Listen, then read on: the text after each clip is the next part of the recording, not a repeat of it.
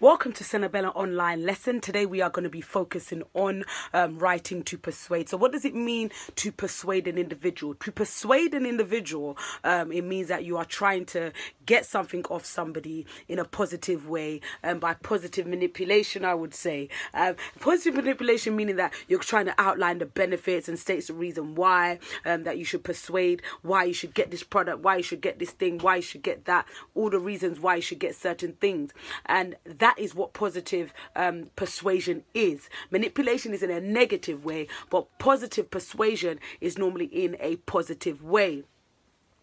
What we're going to get you to do today is to learn how to write to persuade. So what I want you to do is to, for the first 5 minutes, not 5 minutes, but the first 3 minutes, I want you to try and persuade me to give you money for a up and coming birthday party that you have. If you do it successfully, we may be able to give you the money. If not, then we won't.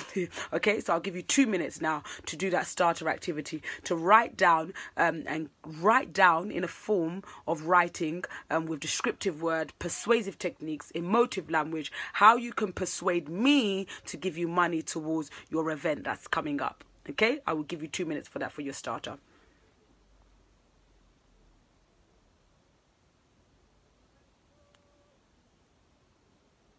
Okay, so think about ways, words, techniques, and so forth.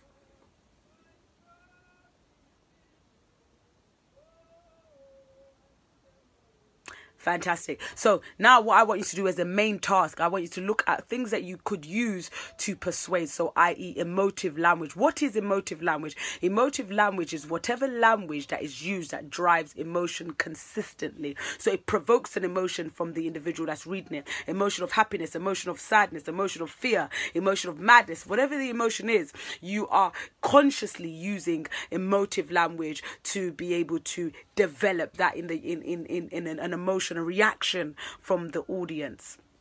So when you're also writing to persuade, you're also thinking of positive things that you're doing to write to persuade. You're thinking of positive things, positive reactions, positive ways that you can write to persuade. So you're trying to convince the reader without saying, I am convincing you, but you are convincing them without actually saying those words.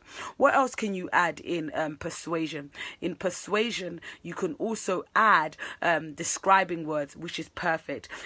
Persuasive techniques, which is perfect. Emotive language, which is perfect. You can also use sensory language, which is also another great thing. And what sensory language is when you're looking at your 5 senses and taking into consideration what those 5 senses particularly will be. So if you're describing a phone to someone and saying, I believe you should definitely take this phone or buy this phone, you're not going to just say, oh, I believe this. You're going to say the reasons why. You are going to say what the phone smells like, what it looks like, the texture, the speed, every single thing about this phone. You are going to say all of these things about this amazing phone, and then you're going to then be able to pose the benefits to the person that's reading it, and they in their own mind will be able to then visualize through the sensory language what it is you're talking about, what it means, and how this can be of great benefit and why they need it. Because the aim of you to write to persuade is to infiltrate your ideologies onto the individual to make them think that they need your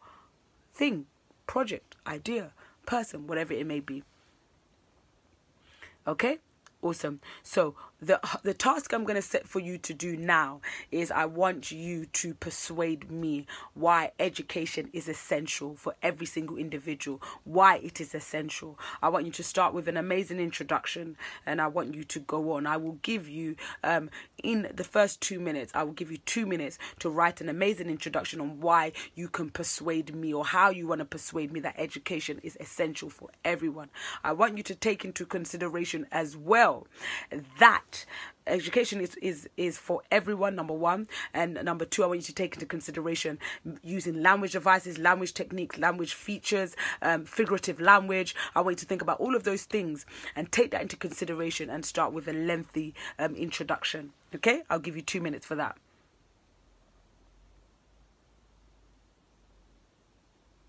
Okay, keep going.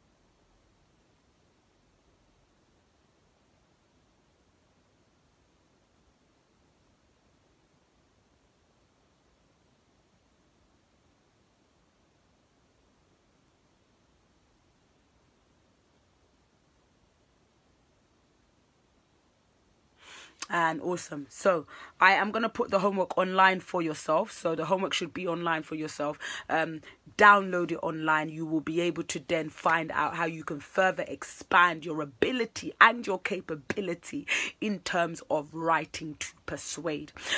Download that offline. Ensure that you do it, because it will definitely help you. So going over the tips today again: persuasive language, using emotive language, using figurative language, sensory language, all of these things. Ensure that you use all of these things in order for you to take your writing to another level, in order for you to also be able to master the skill of persuasion, and also to articulate your ideas to a new level. And this will help you to be able to show and not tell, to be able to write to persuade without saying, I am trying to persuade you, but you are writing to persuade successfully as an individual. Thank you so much.